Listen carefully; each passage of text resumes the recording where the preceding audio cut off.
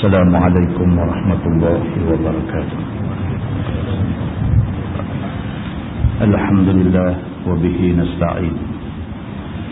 أشهد أن لا إله إلا الله وحده لا شريك له، وأشهد أن سيدنا محمدا عبده ورسوله، ونصلي ونسلم على هذا النبي الكريم سيد المرسلين وعلى آله وصحبه أجمعين. أما بعد، أيها المؤمنون اتقوا الله، أوصيكم وإياي بتقوى الله، فقد فاز المتقون. Muslimin dan muslimat, mudah-mudahan dirahmati Allah Subhanahu wa taala. Di dalam sebuah hadis riwayat daripada Abi Dzar, ataupun nama dia Jundub bin Junadah radhiyallahu anhu, kata dia, qultu ya Rasulullah, ayyul a'mali afdal?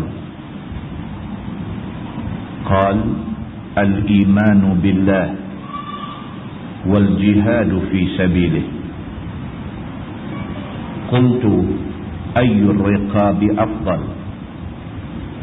قال أنفسها عند أهلها وأكثرها ثمنا.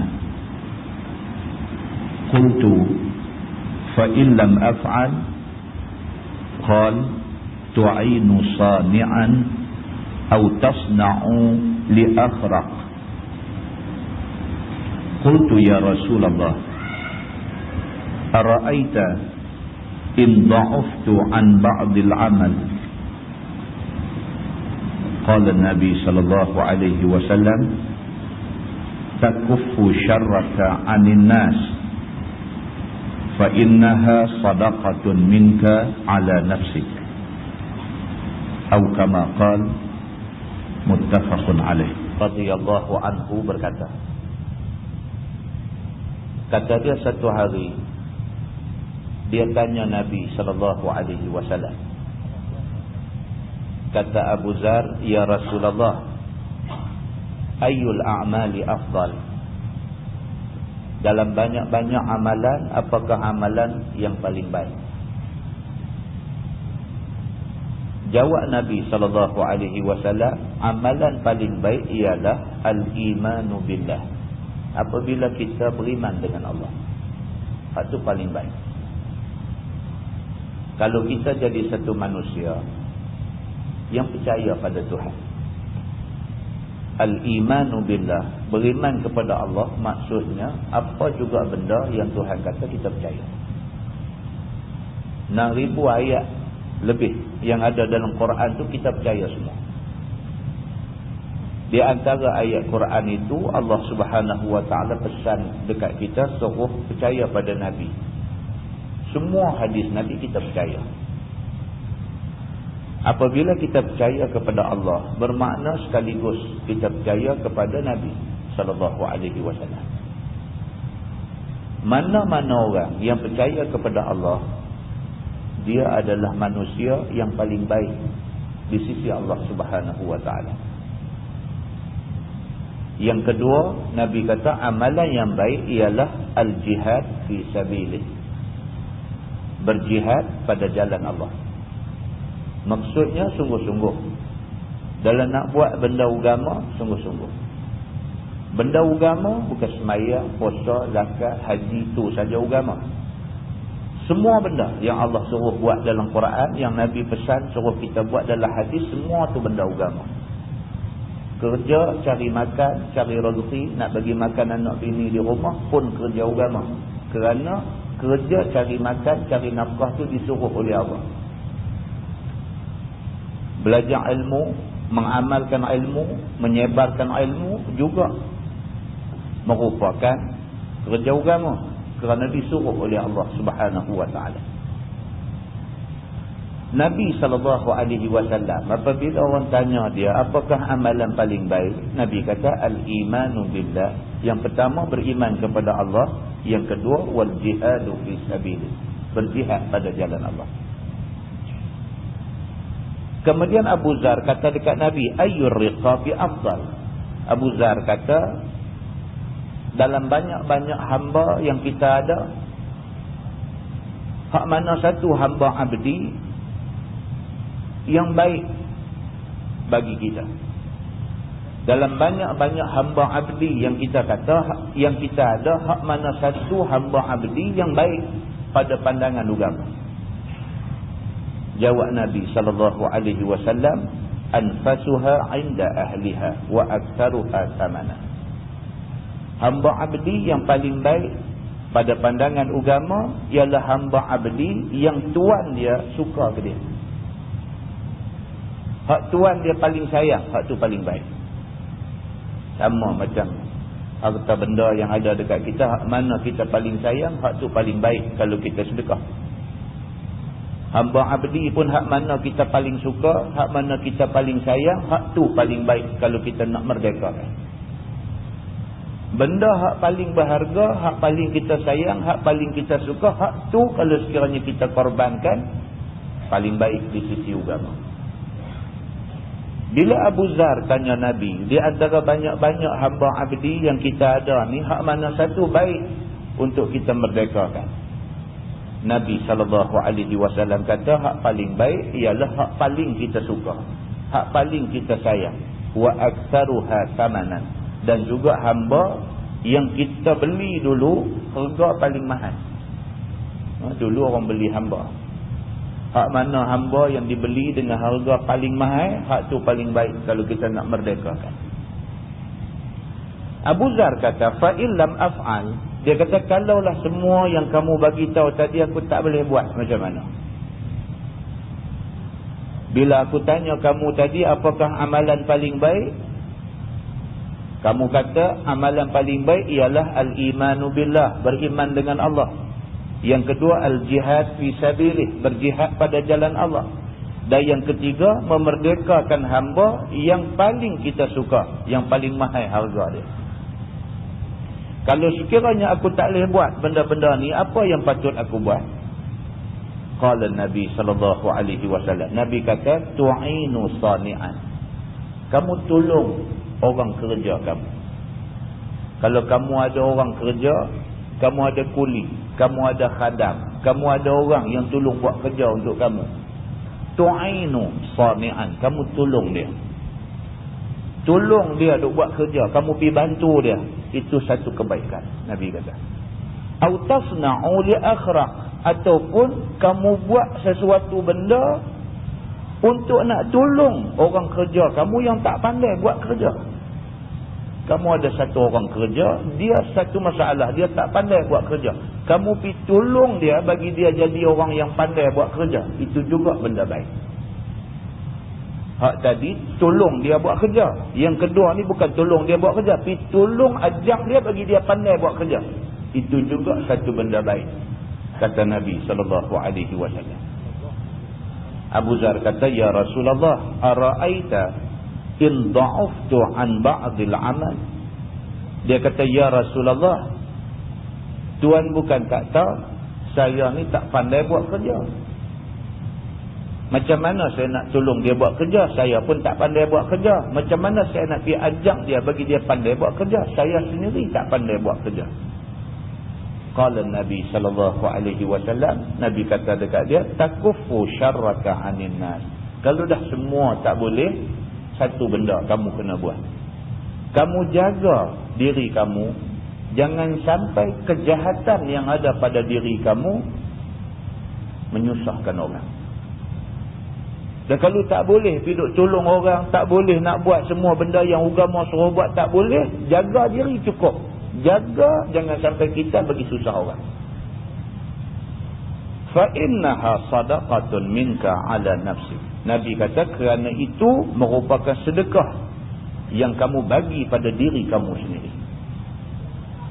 Kamu jaga jangan sampai lidah kamu pergi mati orang. Kamu jaga jangan sampai mulut kamu pergi buat fitnah ke orang. Kamu jaga jangan sampai mulut kamu jadi punca kepada perbalahan orang. Kamu jaga jangan sampai perbuatan kamu menyebabkan orang jadi susah dengan kamu. Kamu jaga tu, kamu seolah-olah bersedekah. Dan pahala sedekah tu dapat ke kamu sendiri. Nabi kata. Hadis itu hadis sahih, muttafaqun alaih. Sepakat ulama mengatakan itu hadis sahih. Muslimin dan muslimat yang dirahmati Allah sekalian. Daripada hadis ni kita faham bahawa Islam agama yang cukup baik. Islam adalah satu agama yang nak suruh kita jadi orang yang baik-baik. Islam langsung tak mau ada di kalangan orang Islam ni yang hidup buat benda-benda yang tidak baik, yang akhirnya membawa sesuatu yang tidak baik kepada manusia seluruhnya. Muslimin dan muslimat yang dirahmati Allah sekalian. Di dalam sebuah hadis riwayat daripada Anas radhiyallahu anhu. Kata dia, ghaba ammi Anas bin Nadhr radhiyallahu anhu an qital Badr. Faqala ya Rasulullah, ghibtu an awwal qital qatalta al-musyrikin. La in Allah ashhadani qital al-musyrikin la yarayanna Allah ma asna. Falamma kana yawm Uhud inkashafa al-muslimun. فقال اللهم أعتذر إليك مما صنع هؤلاء وأبرأ إليك مما صنع هؤلاء. ثم تقدم فاستقبله سعد بن معاذ فقال يا سعد بن معاذ الجنة ورب الكعبة إني أجد ريحها من دون أحد. قال سعد فما استطعت يا رسول الله ما صنع. قال أنس فوجدنا به بضعا 80 ضربة بالسيف أو طعنة برمح أو رمية بسهم ووجدناه قد قتل ومثل به المشركون فما عرفه أحد إلا أخته ببنانه. قال أنس كنا نرى أو نظن أن هؤلاء الآية نزلت فيه وفي أشباهه. أعوذ بالله من الشيطان الرجيم. من المؤمنين رجال صدقوا ما عاهدوا الله عليه فمنهم من قضى نحبه ومنهم من ينتظر وما بدلوا تبديلا. صدق الله العظيم أو كما قال. Hadis riwayat daripada Anas bin Malik radhiyallahu anhu. Kata dia,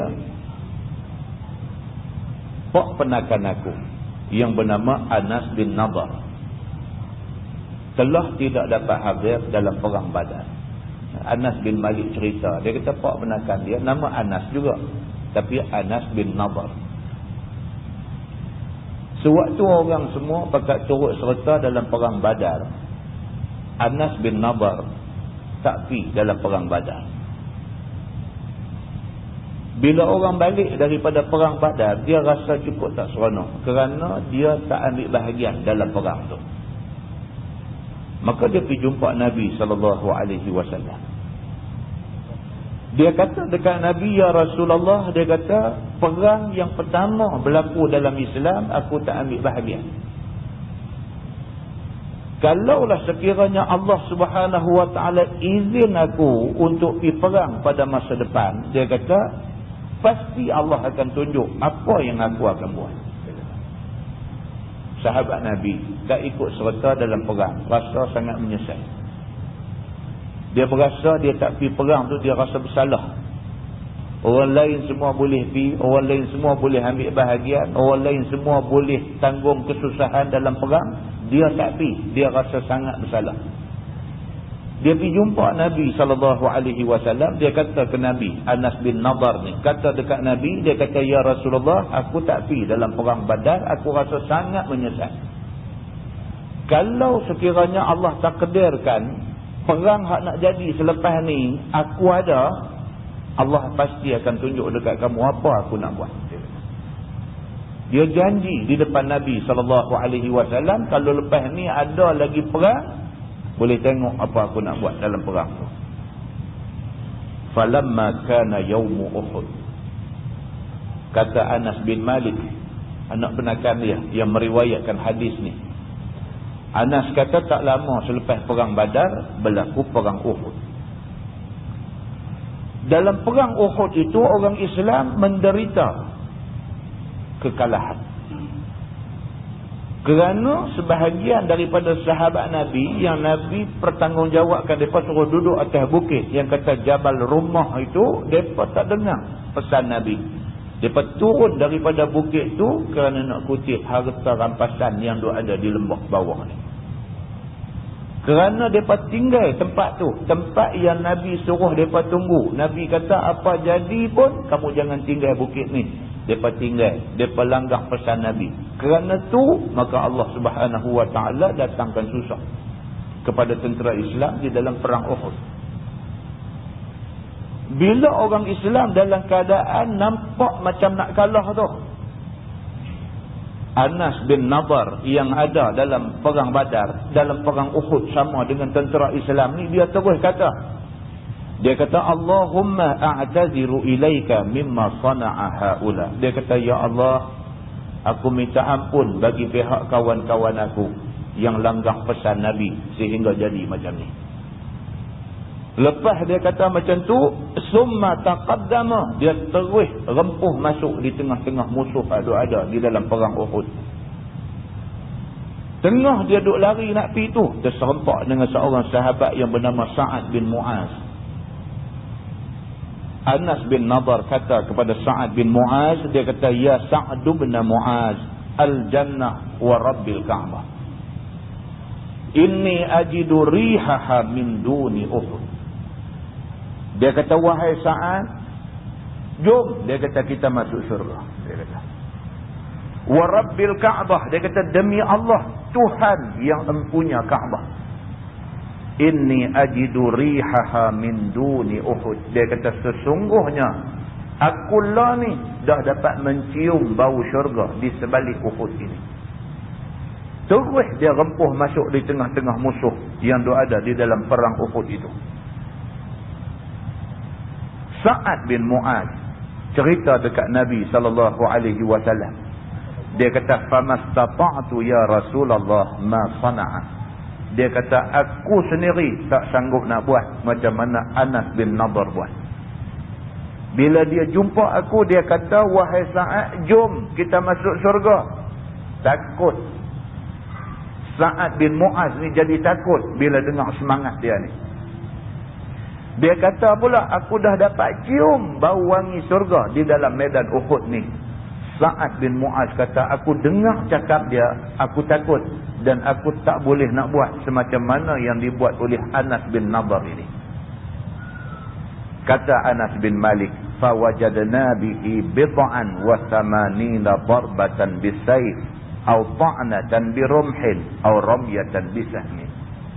Bila habis perang Uhud, mereka jumpa mayat Anas bin Nadar ini. Keadaan mayat dia ada 80 liang yang terhasil daripada setakan pedang, daripada tombak dan anak-anak panah. Mayat dia tu orang pergi bilang, tengok lubang liang kena tusukkan panah, tombak dan pedang ni ada tidak kurang daripada 80 lubang. 80 bekas ada di badan dia. Wa wajadnahu qad qutila. Ketika dijumpai badan dia ni, dia sudah pun syahid di dalam peperangan itu.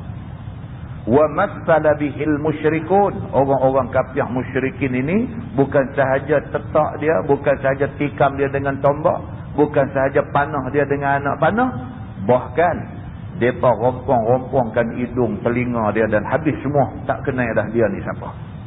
Fama arafahu ahadun illa ukhtuhu bibanani. Siapa pun tak kenal siapa punya mayat ni, melainkan saudara perempuan dia seorang. Bila mai tengok jari dia, kenal, kata ini adalah Anas bin Nadar. Kata Anas bin Malik, anak penakan dia, kami pasti di antara sebab turunnya ayat di dalam Al-Quran, Allah berfirman, minal mu'minina rijalun sadaqu ma 'ahadullaha alaih faminhum man qada nahbah wa minhum man yantazir wa ma baddalu tabdila. Sebab turun ayat ni, Allah Subhanahu wa taala berfirman, ada di kalangan orang yang beriman rijalun sadaqu ma ahadullah alaih. Di kalangan orang yang beriman ni ada orang-orang yang bila dia janji dengan Allah, dia menepati janji dia.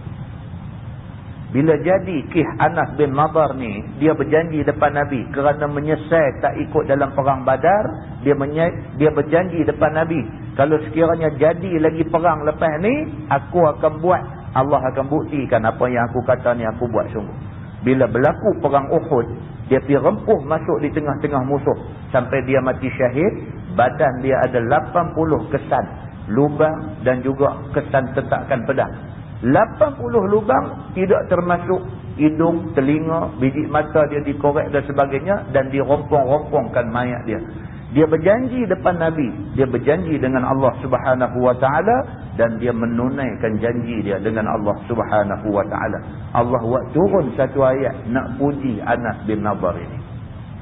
Allah kata, minal mu'minina rijalun sadaqu ma ahadullah alaihi. Di kalangan orang yang beriman ada orang yang bila dia janji, dia buat sungguh. Faminhum man qada nahbah. Dan ada sebahagian orang yang beriman, mereka ini menemui ajal di dalam janji mereka itu. Dia mati di dalam nak tunai janji dia. Wa minhum man yantazir. Ada di kalangan orang yang beriman yang janji di depan Allah, dan mereka sentiasa tunggu-tunggu bilakah masa untuk mereka syahid. Mereka tak unduk walau setapak pun, biar dia syahid, kerana dia dah janji dengan Allah. Wa ma baddalu tabdila. Dan itulah orang yang betul-betul beriman, tidak berubah pendirian mereka itu. Hadis itu hadis sahih muttafaqun alaih. Muslimin dan muslimat yang dirahmati Allah sekalian. Hadis sak mula tadi, apabila Abu Zar tanya Nabi, apakah amalan paling baik? Nabi kata, nombor satu yang paling baik ialah al-imanu billah, beriman dengan Allah. Nombor dua baik ialah al-jihad fi sabili, berjihad pada jalan Allah. Anas bin Nadar dia ambil hak tu. Abu Zar Al-Ghifari radhiyallahu anhu, dia kata dia mungkin tak mampu nak buat hak-hak ni semua. Dia kata apa yang dia boleh buat, dia rasa dia lemah sangat, dia tak boleh buat apa. Nabi SAW kata, kalau kita rasa kita tak kuat, kalau kita berasa kita dhaif, kalau kita berasa kita ni lemah sangat untuk nak berkorban pada jalan agama, Nabi kata cukuplah dengan takufu syarraka anin nas. Jaga kejahatan kamu, jangan sampai kena ke orang. Hak tu pun cukup dah, kata Nabi SAW. Di dalam sebuah hadis lain riwayat Abu Zar, Nabi SAW bersabda, Nabi kata, uridat alayya a'malu ummati hasanuha wa sayyi'uha fawajadtu fi mahasini a'maliha al-adha yumatu 'anit tariq wa wajadtu fi masawi'i a'maliha an-nukha'ah takunu fil masjid la tudfan, atau kama qala, hadis sahih riwayat Imam Muslim. Nabi SAW bersabda, Nabi kata ditunjukkan kepada aku amalan-amalan umat-umat aku. Nabi sebut, Nabi kata Allah pernah tunjuk dekat aku amalan umat-umat aku yang kemudian ni. Hasanuha wa sayyi'uha, amalan baik dan amalan yang tidak baik. Hak kita umat Nabi Muhammad nak buat ni, Allah tunjuk dah dekat Nabi dulu. Apa umat Nabi Muhammad akan buat sepeninggalan Nabi esok ni. Hak baik pun Allah dah tunjuk dekat Nabi, hak buruk pun Allah dah tunjuk dekat Nabi. Inilah umat kamu, di antara amalan mereka nak buat esok ni. Fawajadtu fi mahasini a'maliha, di antara amalan baik yang dibuat oleh umat aku, yang Allah tunjuk dekat aku, ialah al-adha yumatu 'anit tariq. Ada sebahagian daripada umat aku ni, kalau tengok ada benda bahaya atas jalan, mereka ambil buang. Makna umat Nabi Muhammad ni sampai benda hak kecil macam tu pun dia buat. hak baik ni. Orang hak baik ni bukan setakat benda besar-besar, benda baik yang besar-besar dia buat, benda kecil pun dia buat. Ini umat Nabi Muhammad yang baik, ditunjuk kepada Nabi SAW. Duk bawa kereta, duk bawa motor, nampak benda yang boleh membawa mudarat, boleh bawa bahaya atas jalan. Kalau dia tak buang, boleh kena ke orang. Dia berhenti, dia pergi ambil buang. Umat Nabi Muhammad ada yang baik sampai macam tu. Wa wajadtu fi masawi'i a'maliha, dan aku juga ditunjukkan dengan amalan buruk yang dibuat oleh umat aku. An-nukha'ah takunu fil masjid. Dia kata ada di kalangan umat aku yang sanggup ludah kahak gelema di dalam masjid. Benda tu kita kata kecil, tapi benda tu ditunjuk kepada Nabi SAW betapa ada di kalangan umat Nabi Muhammad hilang rasa hormat pada masjid. Dia boleh ludah kahak. An-nukha'ah ni maksud dia gelema. Dia boleh ludah gelema di atas masjid, punya tidak hormatnya dia kepada masjid. Ditunjuk benda ni kepada Nabi SAW. Hadis itu hadis sahih riwayat Imam Muslim. Muslimin dan muslimat yang dirahmati Allah sekalian. Kalau kita tak hormat masjid, siapa nak hormat masjid? Masjid ni hak orang Islam. Kalau orang Islam tak reti hormat masjid, siapa nak hormat masjid? Nak harap orang bukan Islam hormat masjid? Tidak mungkin. Maka disebut dalam hadis ni satu benda yang terlalu simbolik. Nak tunjuk kata ada di kalangan umat Nabi Muhammad sudah hilang rasa hormat pada masjid. Sehingga kan dia sanggup meludah di atas masjid, ludah benda tak elok, benda potong di atas masjid. Apatah lagi buat benda lagi teruk pada tu lah. Kalau ludah atas masjid pun sudah disebut oleh Nabi sallallahu alaihi wasallam sebagai benda tak baik, apatah lagi mai curi atas masjid, lagi teruk. Umat Nabi Muhammad sallallahu alaihi wasallam mai mencuri di atas masjid.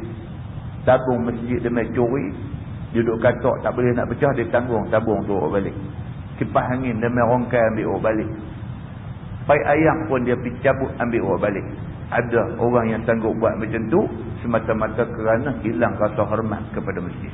Dan benda ni disebut oleh Nabi SAW di dalam hadis-hadis dia. Kesimpulan dia tuan-tuan, kita dalam agama ni kalau boleh, matlamat kita yang pertama ialah berjihad dan mati syahid. Tinggi yang tu cukup tinggi. Kalau tak boleh, dia kata buat benda hak kecil-kecil pun buat. Di antara benda hak kecil-kecil yang kita kena buat, dia kata jumpa benda hak boleh bawa sakit ke orang atas jalan, ambil buat. Dan jaga diri, jangan sampai kita menjadi punca kepada fitnah saudara kita yang sama seagama. Mudah-mudahan Allah Subhanahu wa taala bagi taufik dan hidayah dekat kita daripada mukadimah yang kita baca tadi, insya-Allah. Kita menggunakan tafsir Nurul Ihsan jilid 3. Nurul Ihsan jilid 3. Muka surat 139, surah Al-Furqan, Makkiyah.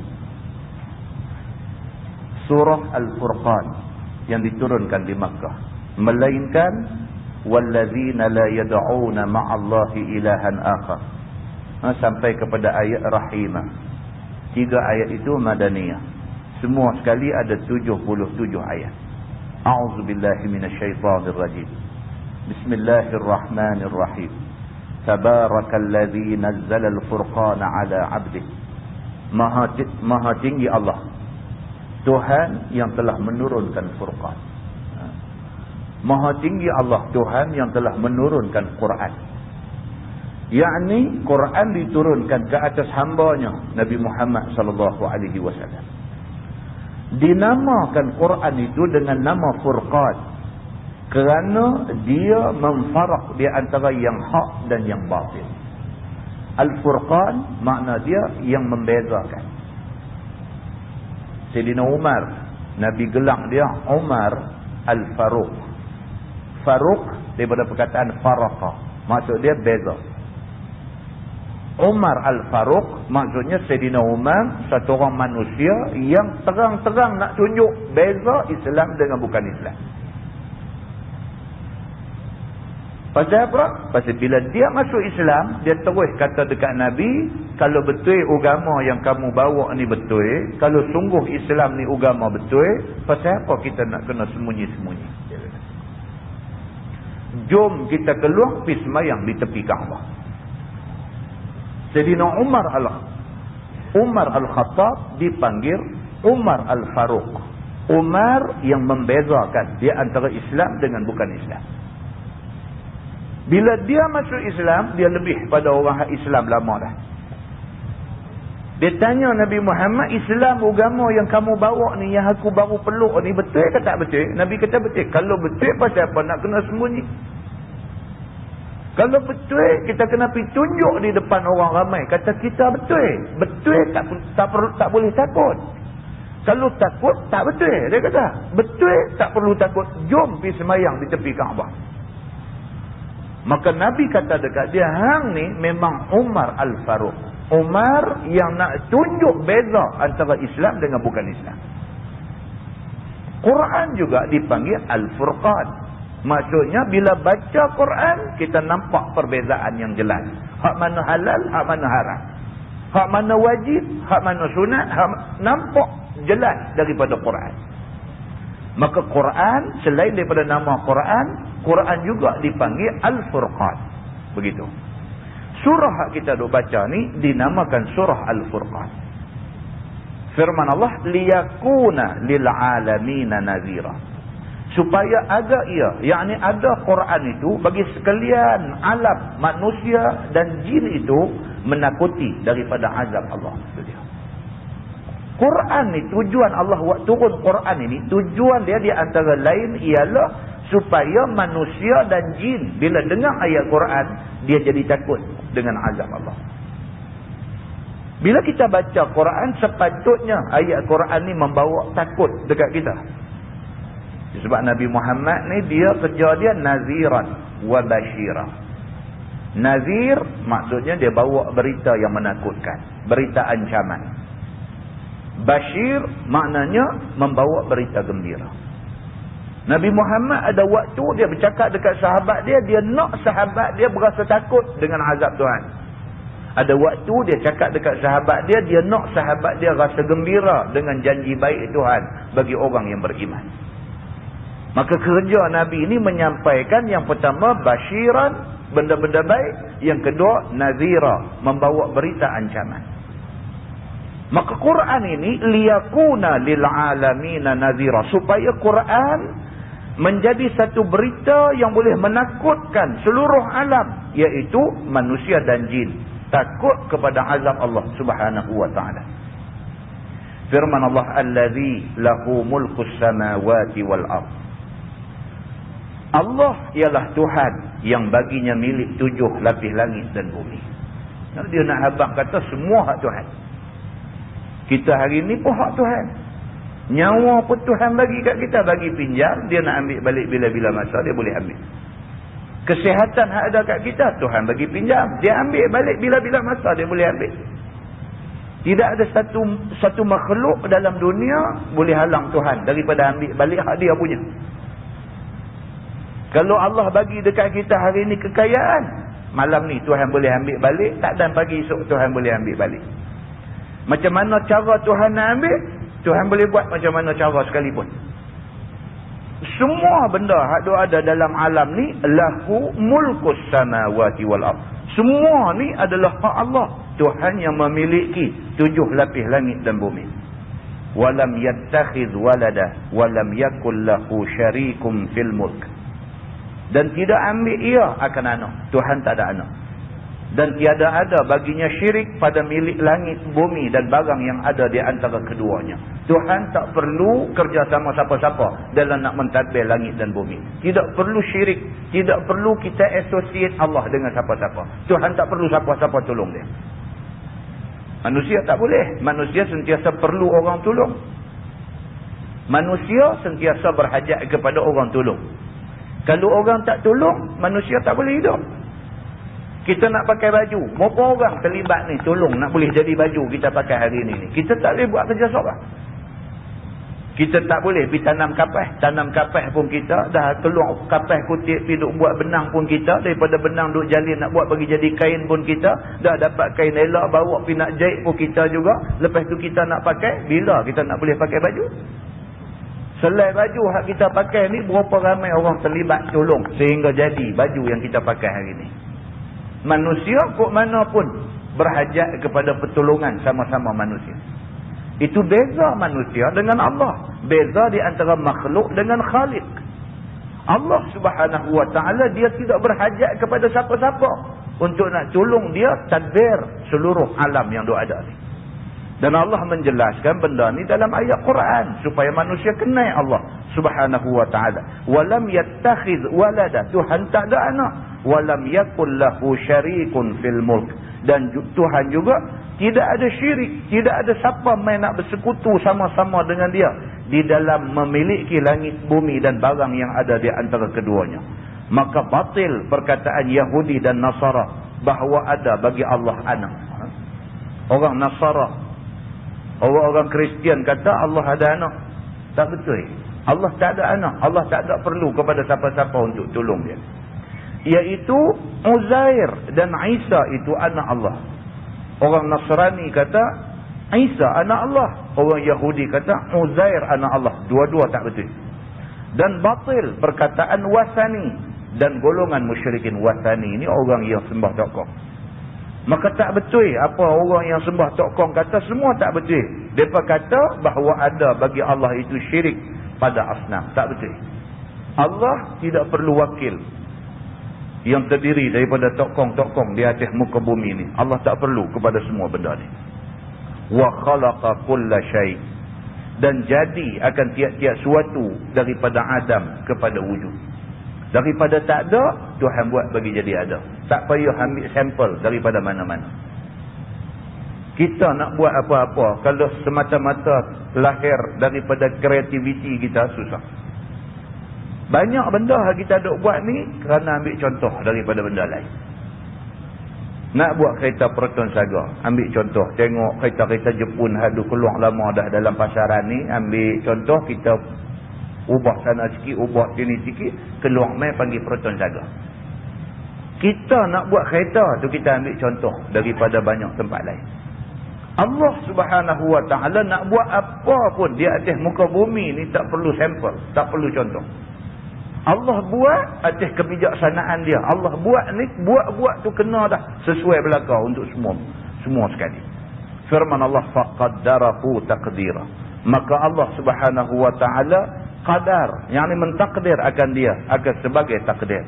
Sama ada besar ataupun kecil, tinggi ataupun rendah, putih ataupun hitam, umur, rezeki, alim, jahil, iman, kufur, mulia, hina, gerak, diam, jaga, lena, anak, isteri dan sekalian yang hendak dilakukan ke atasnya, dunia akhirat, semuanya sudah ditakdirkan Allah subhanahu wa ta'ala.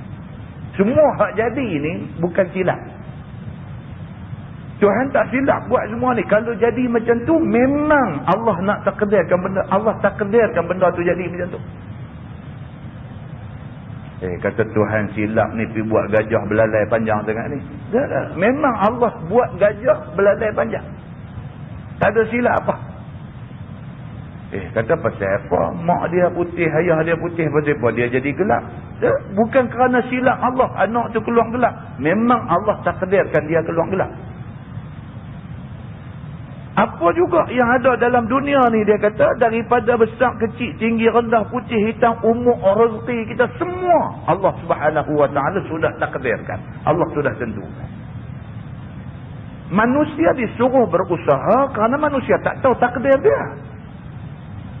Kita tak tahu apa takdir kita. Kita tak tahu. Oleh kerana kita tak tahu, kita dituntut supaya berusaha. Tapi takdir kita, Allah sudah tentukan. Kita tak boleh kata dia kerana Allah dah tentu dah, tak payah duk buat apa lah, dia akan jadi macam yang Tuhan. Kita tak tahu apa takdir kita. Allah bagi dekat kita usaha, Allah bagi dekat kita daya upaya, tenaga, Allah bagi, Allah suruh kita usaha. Kita usaha, nak jadi tak jadi, Tuhan akan tentukan. Berapa ramai orang menyaga lingkup. Dan berapa ramai juga orang yang menyaga maju bukan main. Berapa ramai orang yang belajar susah payah akhirnya berjaya sampai ke puncak. Dan berapa ramai juga orang yang belajar susah payah tak berjaya dia. Allah Subhanahu wa taala mentakdirkan semua benda. Faqaddarahu taqdira. Maka Allah Subhanahu wa taala mentakdirkan semua benda yang berlaku di dalam alam ini. Wattakhadhu min dunihi alihah. Dan ambil mereka itu, yakni kafir-kafir itu, daripada lain Allah itu sebagai Tuhan, yakni daripada asnam.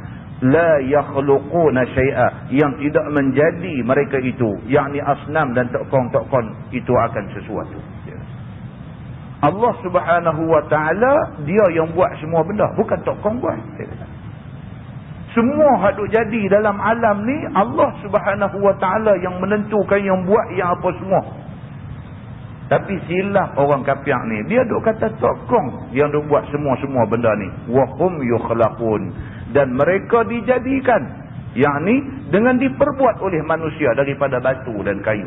Sedangkan tokong tu sendiri, macam mana dia nak buat benda lain? Dia sendiri pun manusia buat dia. Pelik kadang-kadang kita pilih. Manusia dia tak boleh fikir kadang-kadang. Punya cerdik, punya pandai, mengaji tinggi dan sebagainya, yang sepatutnya boleh fikir, tapi tak boleh fikir.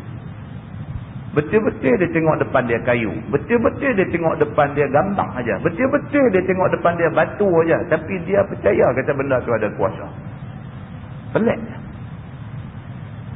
Macam mana batu ni boleh bagi sesuatu kebaikan dekat kita, sedangkan batu ni pun manusia yang ukir dia. Macam mana kayu ni boleh membawa kebaikan, boleh bagi manfaat, boleh wakmai mudarat dekat kita, sedangkan kayu ni pun kalau kita pergi pegang dia boleh api terbakar. Tapi ada sekumpulan manusia, dia percaya benda-benda ni. Dia percaya ke batu tu, dia percaya ke kayu tu. Tutup sah kata lah, tokong buat daripada batu, daripada kayu. Orang Melayu, orang Islam, berapa ramai percaya dekat batu cincin?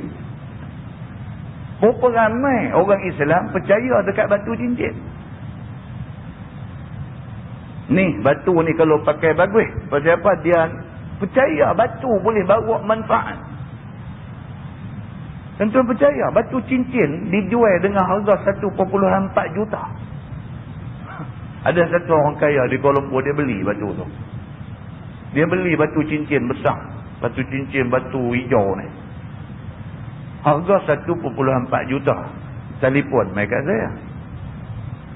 Dia berasa macam terkena ada sikit macam telefon. Ustaz, kita nak tanya Ustaz, betul-betul lah Ustaz, abang ikhlas kat saya. Batu cincin ni Ustaz betul-betul adakah khasiat dia kata. Kata khasiat macam mana? Ada lah batu cincin. Dia kata adakah khasiat dia? Khasiat macam mana? Kata kot. Tak tahulah kok berdasarkan kepada kajian sains lah ni, mereka kata ada batu-batu bila pakai dia boleh membantu peredaran darah dalam badan manusia. Kalau dari segi itu mungkinlah, dari segi dia macam ubat lah untuk kesihatan. Tapi kalau maksud kata khasiat tadi ni, batu tu bila pakai boleh jadi kaya, tu karut lah. Batu kalau boleh diguna sebagai satu bahan berubat, itu satu bab lain. Ni batu ni kita percaya bila kita buat batu cincin, dia boleh bagi bisnes kita jadi maju. Yang ni karut. Batu tak boleh bawa manfaat yang macam tu. Awaknya tanya dia. Saya beli satu batu baru ni. Dia kata, batu apa? Batu apa? Tapi ustaz yang mai jual kat saya ni, Allah. Ustaz dia kata yang mai jual kat saya ni mai duk cakap saya pun. Dia kata biasa orang duk jual batu ni 2 million baru ada orang jual. Dia kata 1.8 tak apalah, dia kata dekat Datuk saya bagi 1.4. 1.4 million tuan-tuan, kita dengar kita golek kepala. Tapi orang yang ada sampai 3-40 million beli benda 1.4 million tak ada apa-apa. Orang yang ada 30 million dalam bank, dia beli benda harga 1.4 million tak ada apa-apa. Bagi kita yang ada 50,000 dalam bank ni, nak beli 1.4 million, kerat 18 kita tak beli. Dia beli 1.4 million. Ustaz main jual kat dia. Dia kata. Muslimin dan muslimat yang dirahmati Allah sekalian. Mana mungkin benda tu boleh membawa tuah dekat kita, boleh membawa untung dalam menyaga dekat kita? Tak mungkin. Maka Allah Subhanahu Wa Taala kata, kalau percaya dekat tokong-tokong yang dibuat daripada batu, daripada kayu dan sebagainya, maka kepercayaan tu tak betul. Wa hum yukhlaqun. Kerana tokong tu sendiri dibuat oleh manusia. Tuhan kata, wala yamlikuna li anfusihim darran wala naf'a. Dan tiada milik mereka itu, yakni tokong-tokong itu, bagi diri mereka itu mudarat dan tiada manfaat. Tokong ni dia sendiri pun tak boleh nak bagi manfaat dekat diri dia, dan dia tak boleh bagi mudarat dekat orang. Tak boleh. Kalau tokong duduklah rumah dia, tiba-tiba rumah dia terbakar, tokong tak boleh lari keluar. Dia simpan tokong, beli punya mahal, tokong punya elok buat daripada batu jet apa akan buat bagi jadi tokong. Kalau buat duk bersila situlah, tak bangkit-bangkit sampai bila-bila. Bukan setakat tak bangkit masa orang tidur, rumah terbakar pun tak bangkit. Rentung dengan dia sekali. Kalau dia pun tak boleh lari daripada kebakaran rumah, macam mana dia nak bagi kita selamat daripada rumah terbakar? Begitu. Jumpa satu anak Cina hari tu ni. Dia terbalik motor, aksiden motor. Lepas tu dia abang lah, dia kata, betul-betul Wan nasib baik dia kata, sebab Wan dia pakai satu rantai, ada gantung tokong dia lah. Saya kata, apa kena mengena ni rantai sama you punya aksiden? Dia kata, betul-betul dia kata, kalau tak sebab ni tokong, dia kata Wan sudah mati. Tapi ini tokong, dia selamat sama Wan, dia sudah pecah biuk. Dia percaya lagu tu pula dah. Hak dia pakai di rantai dia tu gambar tokong tu pecah. Dia kata tokong tu pecah, tokong tu korban diri dia kerana nak selamat dia. Sakit kepala tuan-tuan. Nak abang lagu mana kat dia? Kepercayaan ni yang kata kepercayaan. Manusia ni dia ada kepercayaan-kepercayaan yang macam ni. Sayang, kepercayaan ni semua adalah kepercayaan yang batil dan sesat. Begitu. Firman Allah, wala yamlikuna mautan wala hayatan wala nusyura. Dan tiada milik mereka itu, yakni asnam, tokong-tokong itu akan memati dan menghidupkan seseorang. Tokong tak ada kuasa nak bagi satu orang hidup, tak ada kuasa nak bagi satu orang mati. Tokong tak ada kuasa ni, Tuhan kata. Dan tiada boleh tokong itu membangkit seseorang yang telah mati. Tokong tak boleh bagi orang yang dah mati hidup balik. Tokong tak boleh buat kerja ni. Kerana tokong yang seketul batu ataupun kayu yang diperbuat itu bukan daripada jenis yang hidup akan dirinya.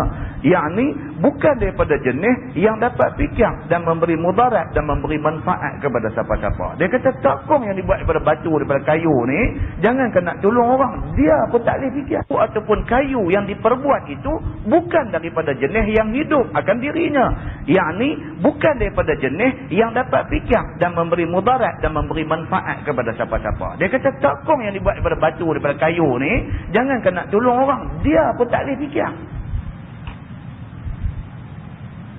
Kata dia, bagi binatang-binatang ada takut binatang kepada manusia sebab ada mudarat dan manfaat. Maka manusia yang sembah batu ataupun kayu itu terlebih bodoh daripada binatang itu, kerana sembah sesuatu yang tiada mudarat dan tiada manfaat. Menatang cerdik sikit pada manusia yang sembah tokong ni. Dia kata, pasal apa? Pasal menatang, dia tak takut dekat batu dengan kayu, dia takut ke manusia. Pasal manusia boleh jurus cuka getah atas badannya. Lembu dia tengok muka orang, dia kenal, dia ni tak lagi jurus cuka getah, dia tuang. Dia tuang. Kucing, kalau kita selalu jumpa duk sepak kucing tengok kita, dia tuang. Kucing tu pun kenal. Manusia ni boleh main manfaat, boleh buat main mudarat dekat dia. Dia kata manusia ni silap bulan dia sepak aku. Tapi dia lalu tepi batu, tepi kayu, dia tak ada apa-apa. Dia tahu batu dengan kayu ni tak boleh buat apa kat dia. Ada tengok kucing duk jalan-jalan tengok kayu lari, jalan-jalan tengok batu lari. Tak ada. Apa dia? Tapi manusia sendiri tu pula, dia kata ada di kalangan manusia ni takut ke batu dengan takut ke kayu. Maka dia kata pada ketika itu, dia kata manusia kelihatan lebih bodoh lagi daripada binatang.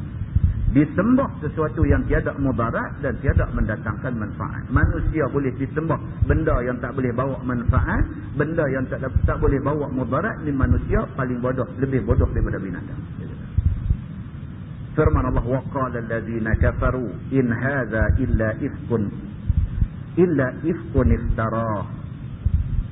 Dan kata oleh segala orang-orang kafir, tiada ini Quran melainkan dusta. Memperbuat akan dia oleh Muhammad. Orang kafir kata, apalah hampa hidup percaya dekat Quran. Quran ni merepek aja. Nabi Muhammad reka, dia kata. Orang kafir dia kata, apalah kena dengan orang Islam ni hidup jaga Quran ni macam dengan apa lagi. Quran ni dia kata adalah hasil rekaan Muhammad. Dia apa hidup percaya buku tu pasal apa? Wa a'anahu alaihi qaumun akharun. Dan menolong akan Muhammad atasnya, yakni atas membuat Quran itu oleh kaum yang lain, yakni Yahudi pada perbuatan. Puak-puak kafir musyrikin kata Nabi Muhammad yang reka Quran tu, yang bantu Nabi Muhammad reka Quran tu Yahudi. Siapa kata? Ni musyrikin Mekah. Musyrikin Mekah kata Quran tu Nabi Muhammad reka. Nabi Muhammad reka ni dengan bantuan orang-orang Yahudi.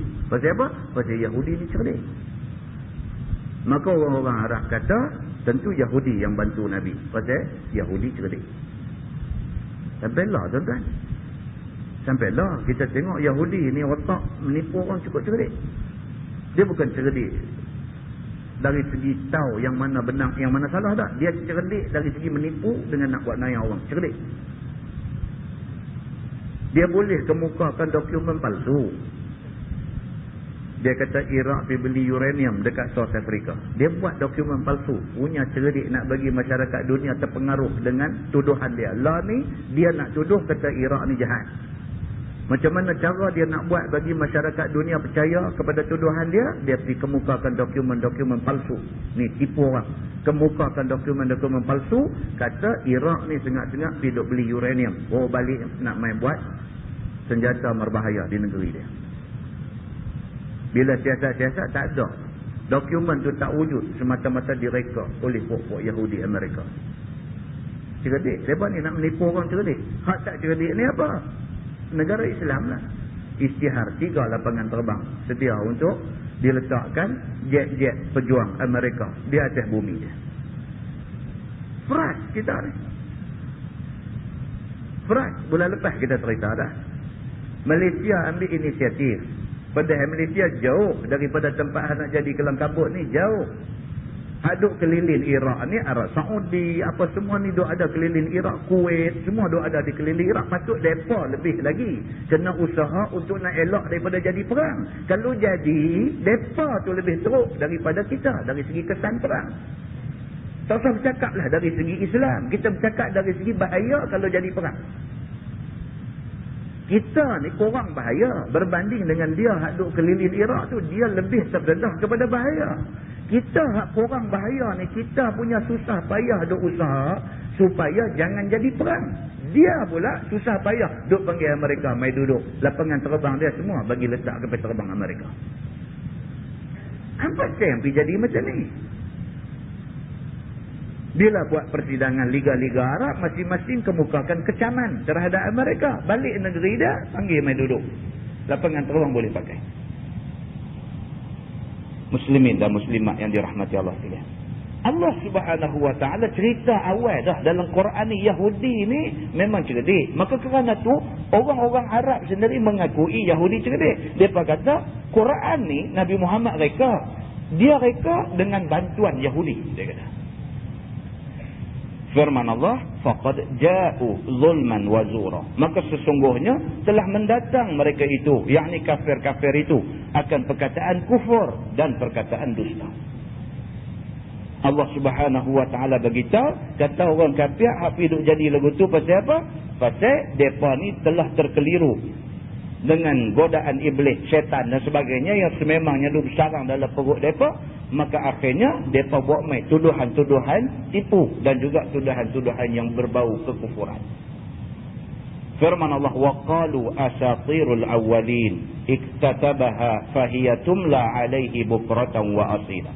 Dan kata mereka itu, yakni kafir-kafir itu, Quran itu cerita dusta segala orang dahulu kala. Mau pakai. Bila Nabi Muhammad pergi baca Quran, orang kafir musyrikin kata Quran ni semua cerita dongeng. Asatir, maksudnya ni cerita dongeng. Salin ia akan dia. Mereka kata Nabi Muhammad ni biasa duk dengar cerita-cerita dongeng daripada mak dia, daripada tok wan dia, daripada pak menakan dia dulu. Cerita-cerita itulah dia karang-karang, dia bukukan jadi Quran. Mereka kata. Maka ia itu dibaca atasnya pagi dan petang. Dah dia karang siap benda ni, dia baca pagi petang duk baca ayat ni. Maka sebahagian orang tertipu dengan Quran yang didakwa oleh Nabi Muhammad sebagai turun daripada Allah Subhanahu wa taala. Maka firman Allah menolak perkataan kafir-kafir itu. Firman Allah, "Qul anzalahu allazi ya'lamu sirra fis samawati wal ardh." Kata olehmu wahai Muhammad kepada kafir-kafir itu, Quran itu telah turun akan dia oleh Tuhan. Tuhan yang tahu akan yang tersembunyi, yang tahu akan benda yang gaib daripada 7 lapis langit dan bumi. Bukannya perbuatan aku. Allah suruh Nabi Muhammad pergi habang balik dekat mereka. Quran ni Allah buat turun, bukan aku reka. Pergi habang kat mereka. Innahu kana ghafurar rahimah. Bahawasanya Tuhan yang menurunkan Quran itu adalah Tuhan yang amat mengampun, lagi amat kasih akan hamba. Tuhan yang buat turun Quran ni, Tuhan maha pengampun. Kalau lah hampa bertaubat, Tuhan masih boleh ampun-ampun. Pergi habang kat mereka macam tu. Wa qalu ma li hadzal rasul ya'kulu at-ta'am wa yamshi fil aswaq. Dan kata mereka itu, yakni kafir-kafir itu, apa kerana bagi ini rasul, yakni Muhammad ini, memakan dia akan makanan dan berjalan dia pada dalam segala pekan. Tak torah dah nak hantam Nabi Muhammad ni, duk cari apa lagi kita boleh hantam dia, kita boleh sentai dia, kita boleh gasak dia. Nak sentai dari segi peribadi dia, dari segi akhlak dia, Nabi peribadi tinggi, akhlak sangat mulia. Nak sentai Nabi, dari segi Nabi ni kur-kur kata piduk samun harta benda orang, tipu duit orang ke apa, kan Nabi tak buat kerja-kerja macam tu. Nak piduk kata Quran ni Nabi reka. Mereka sendiri bila baca ayat Quran, ini ayat ni tinggi, takkan ayat ni direka oleh satu orang yang ummi, satu orang yang tak tahu tulis, tak tahu baca. Duk cari apa, ada satu peluang untuk nak gasak Nabi, tak dapat peluang tu. Bila tak dapat, dia reka benda yang bukan-bukan, janji nak hantam Nabi. Apa benda yang dia reka? Dia pergi kata, ma li hadzal rasul ya'kulu ta'am. Dia kata Nabi apa? Makan serupa kita. Pula dah. Dia kata patut kalau Nabi kena belain pada kita lah. Kita makan, Nabi tak boleh makan lah. Dia mesti belain pada kita, baru boleh kita hormat dia. Kalau dia serupa kita, apa pasal kita nak kena hormat dia? Nampak? Alasan yang betul-betul karut. Kata lagi, wayamshi fil aswaq. Nabi apa? Duk keluar berjalan, kot dalam merkit, kot dalam pekan. Kalau jadi Nabi, tak payahlah keluar duk berjalan, kot dalam merkit, kot dalam pekan. Tak payah. Dia mesti belain pada kita, baru dia boleh jadi Nabi. Kita nak ikut dia, kita mau dia lebih pada kita, dia belain pada kita, baru kita boleh ikut dia, baru boleh kita angkat dia jadi ketua. Kalau dia serupa macam kita nak jadi ketua, kita pun boleh jadi ketua. Dia buat cakap macam tu. Firman Allah, laula unzila ilaihi malakun fayakuna ma'ahu nazira. Apa kerana tidak diturunkan kepadanya seorang malaikat? Dia kata lagu tu pula. Dia kata okeylah lah ni dah kata Nabi Muhammad ni manusia, maka kerana dia manusia, dia makan minum serupa kita. Oleh kerana dia manusia, dia duduk berjalan dalam market apa semua serupa kita, tak apalah. Kalau dah kata nak angkat Nabi daripada kalangan manusia pun tak apalah, angkatlah. Tapi wamailah malaikat seorang jadi escort dia. Pula dah. Dia kata apa kerana tidak diturunkan kepada Nabi ni seorang malaikat? Maka ada ia, yakni ada malaikat sertanya, serta Nabi itu menakuti, bahkan membenarkan akan dia. Dia kata patutnya kalau betul Muhammad ni Nabi, biar dia pergi mana pun ada satu bodyguard escort dia. Bodyguard ni malaikat. Supaya apabila Nabi jalan mana pun, malaikat tu ada sebelah, baru orang takut dekat dia. Barulah orang boleh mengaku dia ni betul-betul Nabi. Pasal apa? Pasal malaikat tu ada sebelah dia. Tuan-tuan, bila tak mau ikut ni, carilah 1001 alasan, katalah apa-apa. Dalam masyarakat kita lah, kalau kita suka satu orang, 1001 benda kita akan cerita kebaikan dia, pasti kita suka kat dia. Tapi kalau kita tak suka dekat satu orang, 1001 benda kita akan reka nak supaya kita tak suka dia, dan orang kalau boleh semua tak usah suka kat dia. Pasal kita tak suka kat dia. Ni manusia. Betul tak betul itu soal lain. Soalnya kita mau bagi orang semua tak suka kat dia, benci kat dia. Pasal apa? Pasal kita tak suka kat dia. Nabi Muhammad manusia yang begitu punya baik pun ada orang tak suka. Orang tak suka, takat tak suka sudah bila. Tak suka tak usah pergi masuk Islam, tak usah ikut Nabi Muhammad. Dah, dia pengaruh orang lain pula. Jangan ikut Nabi Muhammad. Ni yang kata manusia. Daripada dulu sampai lah. Perangnya sama aja. Firman Allah, au yulqa ilaihi kanzun.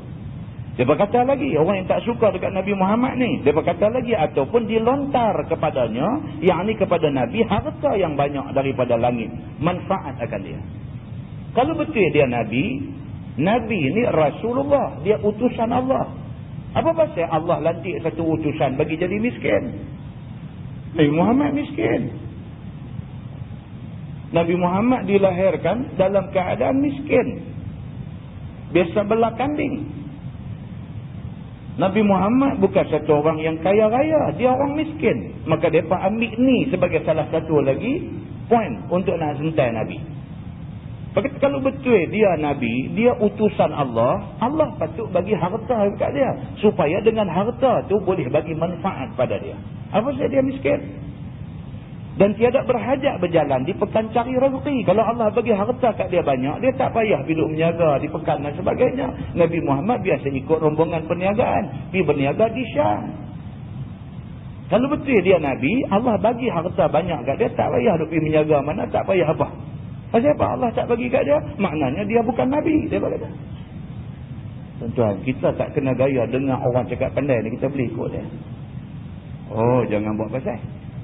Mai satu orang cakap pandai depan kita. Cara dia cakap tu very convincing. Orang kata sangat meyakinkan. Walhal, hak dia cakap tak betul. Hak dia cakap tu benda tak betul. Semua benda palsu hak dia cakap tu. Tapi kerana pandai dia cakap, kita ni hendak duk anggur saja. Betul kita silap dah. Terpengaruh dengan dia.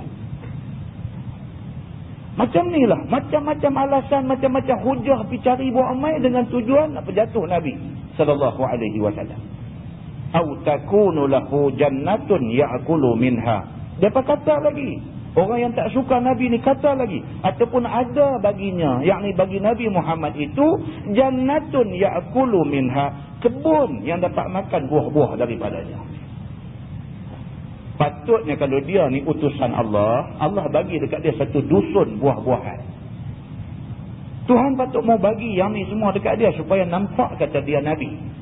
Dia berkata macam tu. Wa qala adh-dhalimun in tattabi'una illa rajulan mashhura. Dan berkata segala orang-orang kafir bagi orang-orang yang beriman. Puak-puak tak suka Nabi ni, akhirnya dia buat kesimpulan kepada orang yang beriman ni. Dia kata tiada kami ikut Muhammad itu. Tiadalah kamu ikut akan Muhammad itu, melainkan Muhammad itu laki-laki yang kena sihir. Hampa silap ikut orang. Hampa silap. Dia kata. Hampa pergi ikut Muhammad ni memang hampa silap. Dia ni rajulan mashhura. Dia ni satu orang yang sudah kena sihir. Kalah atas akalnya sendiri. Dia sendiri pun dah kena sihir, akal dia dah tak waras. Hampa pergi ikut dia, hampa silap. Firman Allah, unzur kaifa darabu lakal amsal.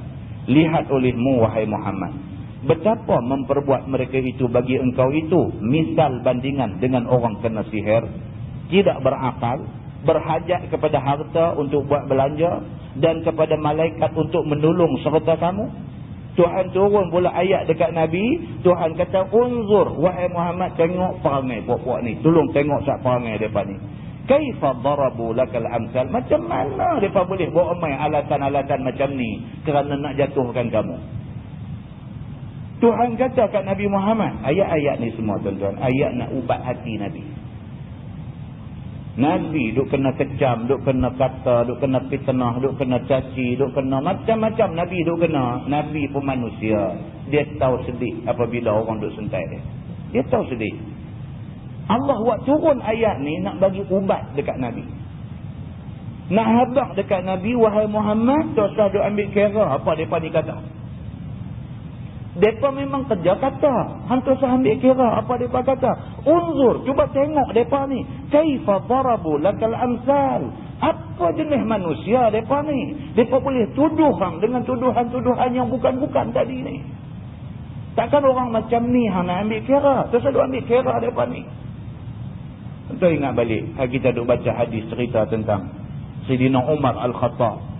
Pernah satu orang masuk jumpa dia, terus panggil dia, ya Ibn Al-Khattab, wahai anak Al-Khattab, hang ni tak guna jadi khalifah, langsung tak membawa kesejahteraan dekat kami, tak berlaku adil pada kami dan sebagainya. Kata kat Sayyidina Umar depan-depan. Sayyidina Umar manusia, bila orang main kata kat dia macam tu, jengkai dia macam tu, kata hang ni tak guna jadi khalifah yang tak guna, Sayyidina Umar sebagai manusia, dia jadi marah. Bila dia jadi marah, sahabat seorang lagi pula turun kemarahan dia. Turunkan kemarahan Sayyidina Umar. Dia baca ayat Quran. Tuhan kata, wa'a'rid anil jahilin. Berpalinglah kamu daripada puak-puak jahil ni. Mereka ni tak ada kerja lain. Kerja nak main cari kesalahan. Kerja nak main cari pasal. Kerja tak reti nak mengiktiraf kebaikan yang hang buat.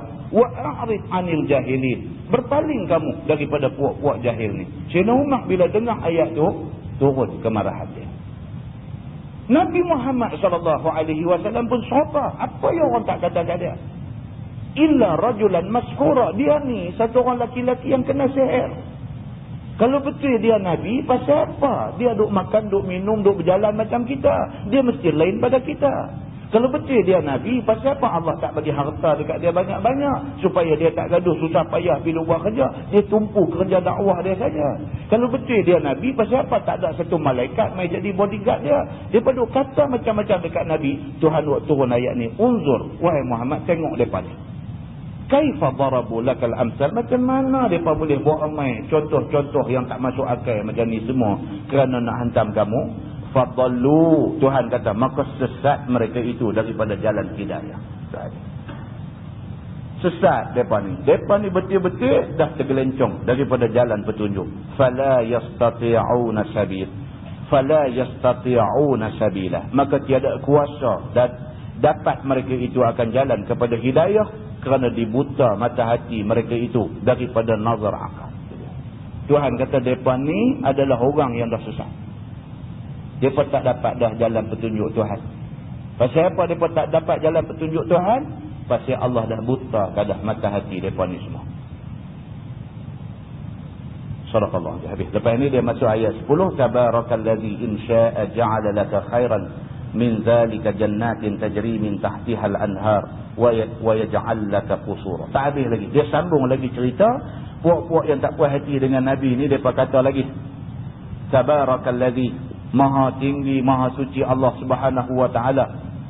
Tuhan yang jika dia mau, nescaya dia akan bagi kepada engkau, wahai Muhammad, apa yang mereka tu sebut, semua Tuhan boleh bagi. Tuhan jawab balik apa yang dicerca oleh orang-orang yang memusuhi Nabi. Wahai Muhammad, kalau sekiranya Tuhan mau, lagu mereka kata tu Tuhan boleh buat. Tuhan boleh buat, Nabi Muhammad tak payah makan, tak payah minum, boleh hidup. Tuhan boleh buat. Harta Tuhan boleh bagi. Harta dekat Nabi banyak mana mau Tuhan boleh bagi. Nak hantar malaikat mai jadi bodyguard Nabi, oh tak ada masalah, Tuhan boleh buat. Semua benda Tuhan boleh buat. Bahkan dia kata dalam ayat tu, Allah Subhanahu wa ta'ala boleh jadi wa yaj'al laka qusura. Allah boleh jadi kamu duduk di dalam mahligai yang hebat. Tuhan boleh buat. Apa yang mereka kata semua Tuhan boleh buat. Tapi Tuhan tak buat macam tu dekat Nabi dengan tujuan supaya nak uji mereka ni. Sejauh mana mereka nak percaya bahawa Nabi Muhammad ini Nabi. Kalau tidak, pergi turut Nabi bukan kerana kebenaran yang Nabi bawa, tapi kerana harta yang ada kat Nabi. Kita tak mahu macam tu. Apa guna orang main tunduk dekat kita? Tunduk kerana kita ada harta, kerana kita ada kuasa, dia main tunduk kat kita. Kita mahu dia main sama-sama dengan kita, bantu kita kerana dia yakin kebenaran kita. Ayat-ayat yang berikutnya akan menceritakan macam mana jawapan Allah Subhanahu wa ta'ala kepada orang-orang yang benci dekat Nabi ini, dan apakah balasan yang akan menimpa orang-orang yang benci Nabi sallallahu alaihi wasallam. Wallahu a'lam. Nanti nak cari stesen dia tu. Kalau lajak lagi dia pergi 10.30. Dia tak boleh berhenti pula. Jadi Wallahu a'lam. Lepas ini kita sambung ayat 10. Sabarakalladzi in syaa'a ja'ala laka khairan min zalika jannatin. Wallahu a'lam. Kita tangguhkan dengan tasbih kafarah dan suratul Nas. Subhanakallah. Asyhadu an la ilaha illa anta. Bismillahirrahmanirrahim.